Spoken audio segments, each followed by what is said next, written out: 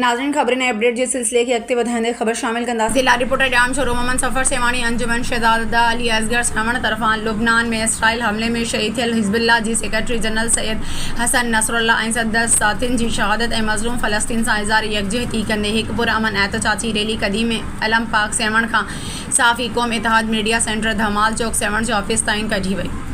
हिन रैली में इसराइल ऐं अमेरिका ख़िलाफ़ प्ले कार्ड खणी सख़्त नारेबाज़ी कई वई। हिन रैली में हाजी मोहम्मद हसन सोलंकी, चेयरमैन मौलाना मुख्तियार लकारी, खादिम हुसैन ड्रोन जो सदर, शिया उलमा काउंसिल तालका सेवण साईं ज़फ़र अली शेख पुरज़ोर, परवेज़ सूमरो, निज़ाकत अली शेख ऐं ॿियनि अॻवाननि ख़िताब कंदे चयो त शहादतनि सां असांजा हौसला पस्त थी नथा सघनि।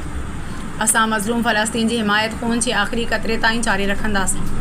असां अक़वामे आलम खां पुरज़ोर मुतालबो कयूं था त इसराइली जहारियत खे फुल फोर बंदि करायो वञे। मज़लूम फ़लस्तीन जी अवाम में लिबनान जे अवाम सां ज़ुल्म बंदि कयो वञे। असांखे अफ़सोस सां चवणो पवे थो त इसराइल सरिया मुसलमाननि ते ज़ुल्म करे रहियो आहे, जंहिं ते आलमी दुनिया जा मुसलमान मुल्क ख़ामोश नज़र अची रहिया आहिनि। इसराइल जेको ज़ुल्म करे रहियो आहे उहो सरासर ग़लति करे रहियो आहे।